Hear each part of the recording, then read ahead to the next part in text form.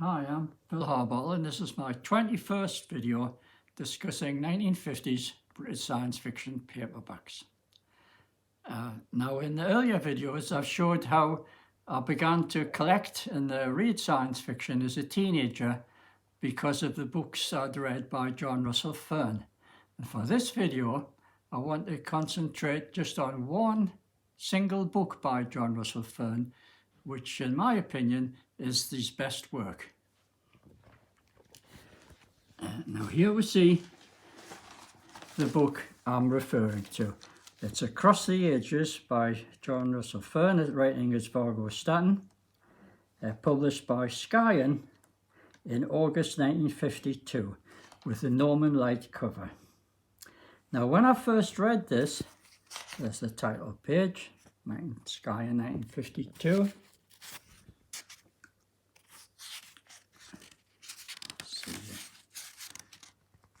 Opening chapter,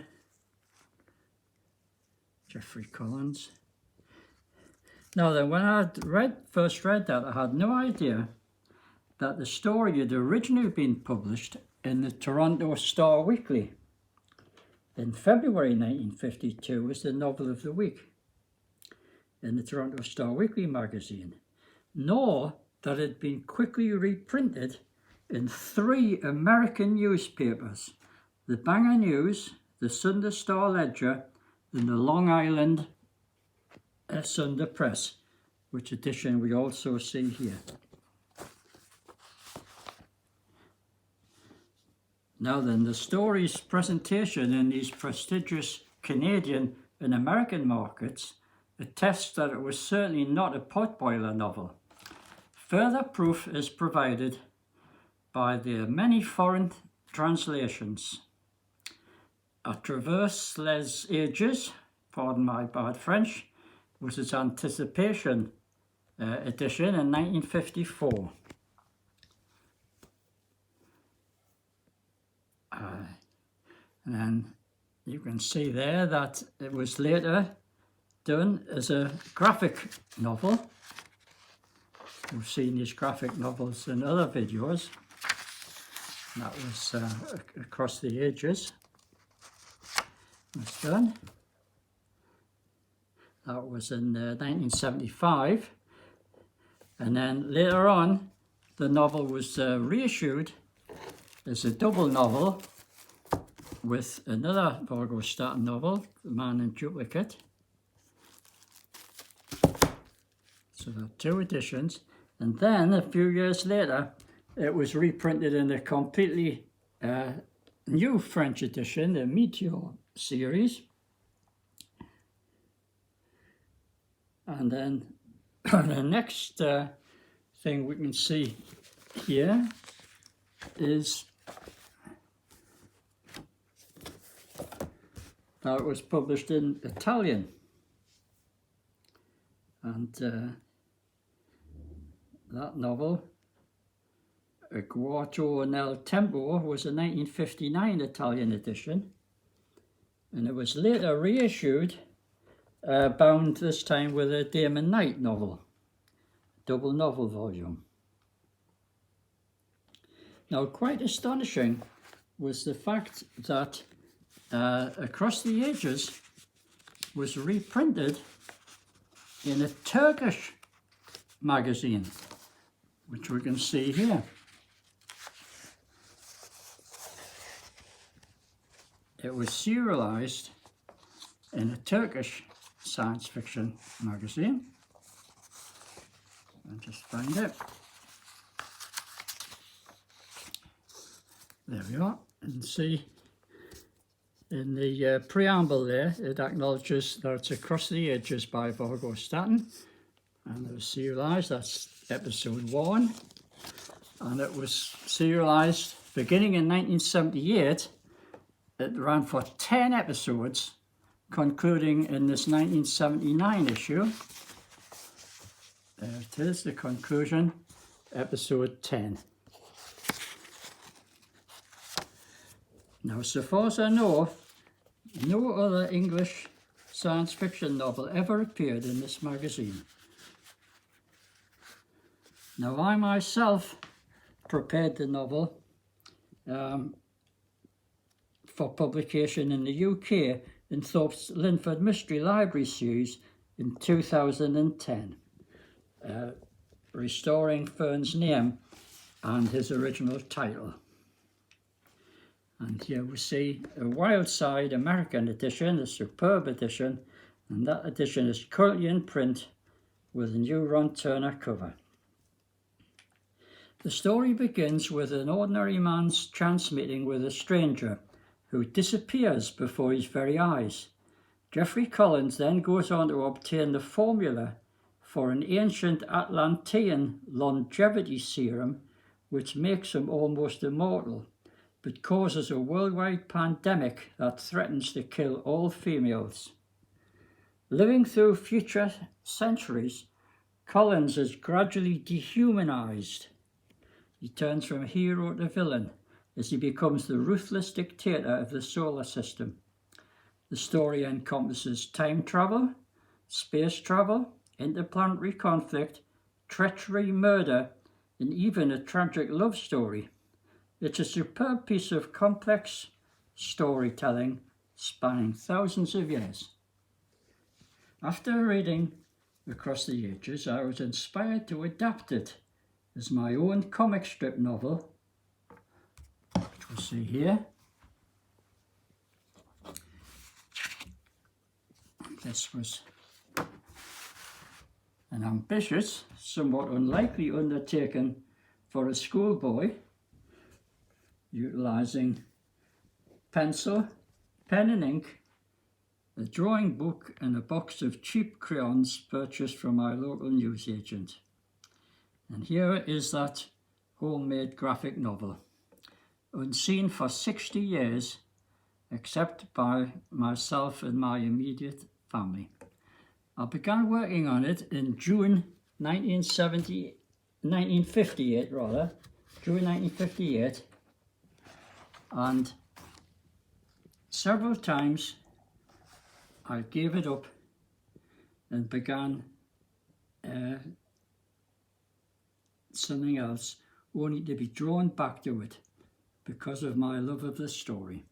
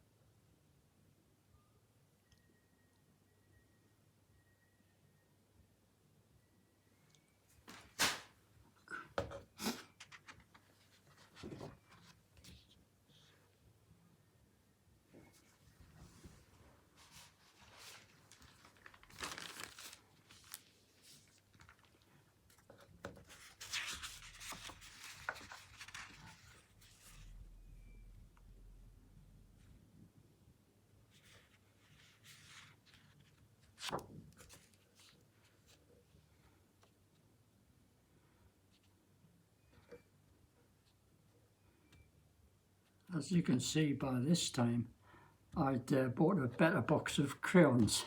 So the standard of the colouring I managed to get a pink crayon, which I hadn't had when I started the story, and I was quite pleased with the way I was able to interpret the story.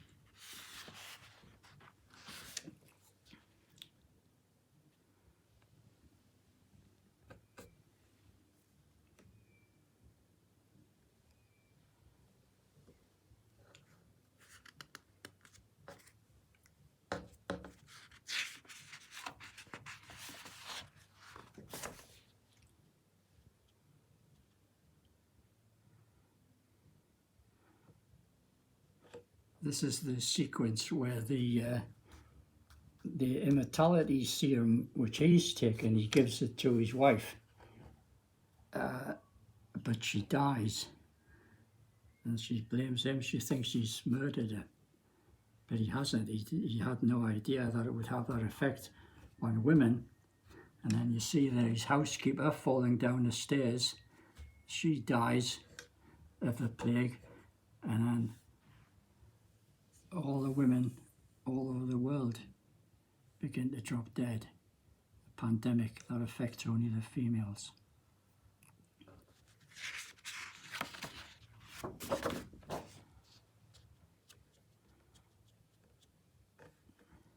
So the female race is getting wiped out, but eventually a serum antidote is found.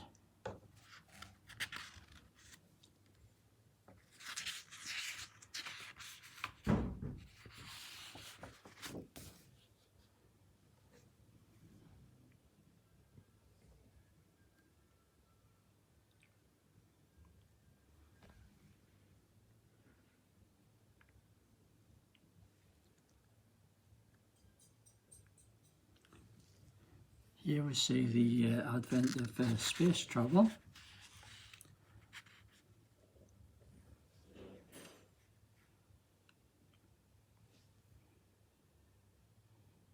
It was very much influenced by my Dan Dare period, which I talked about in my first video. Some people will recognise the rocket ship there as a Dan Dare rocket ship.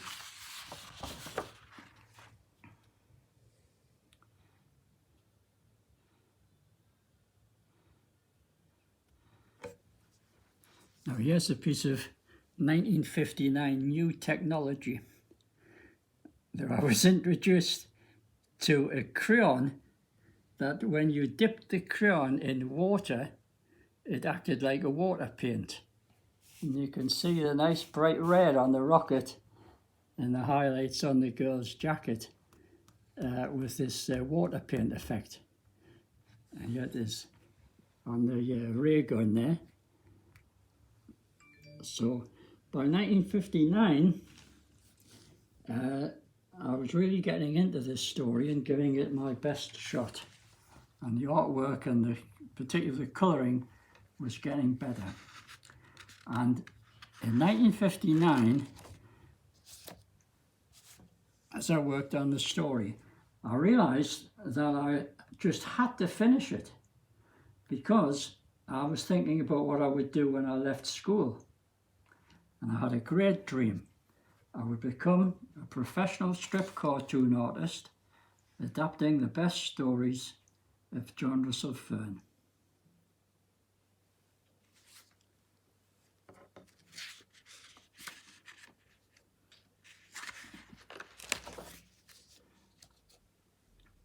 Naturally, I would need to get his permission, but in fact I was already in correspondence with Fearn, having contacted him regarding a complete bibliography of his work, which I was attempting to compile.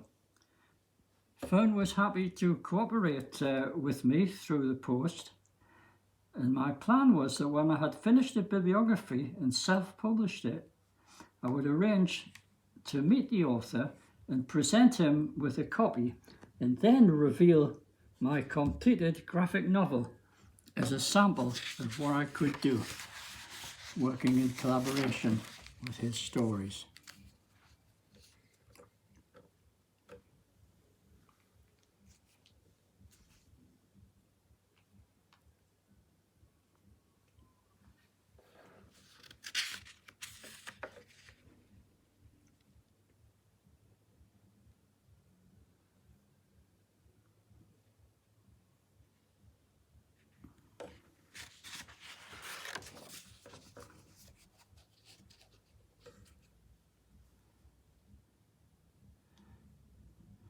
There's a highlight of the story where Collins has constructed these orbiting satellites with solar mirror reflectors that reflect the sun's rays down onto the Earth, causing chaos and melting human beings and destroying cities.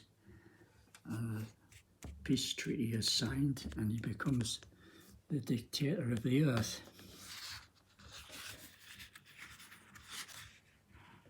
He continues his depredations to other planets, becoming the dictator of the solar system.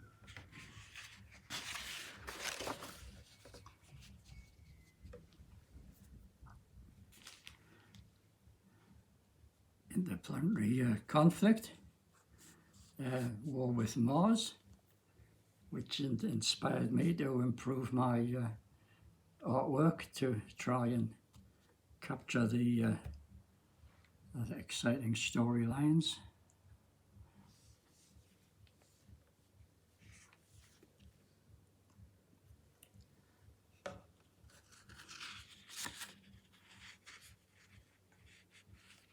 There was lots of interesting ideas in Fearn's imagined future. There's melting the ice caps to create fertile land, for instance. Of course, nowadays the ice caps are melting without the need to accelerate them.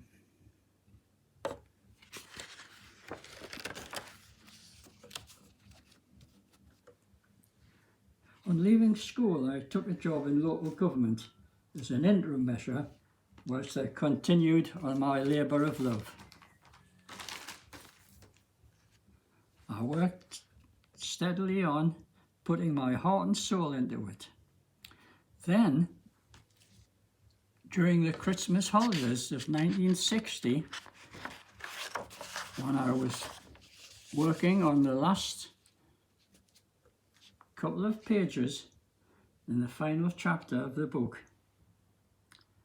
I learned that Fearn had in fact already died from a heart attack in October, aged only 52. Heartbroken at this shattering news, I managed to finish my book in January 1961.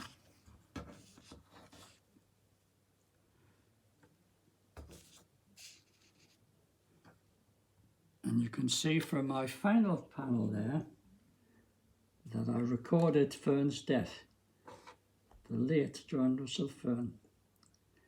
But that was also the death of my own dream to become a professional strip cartoon artist.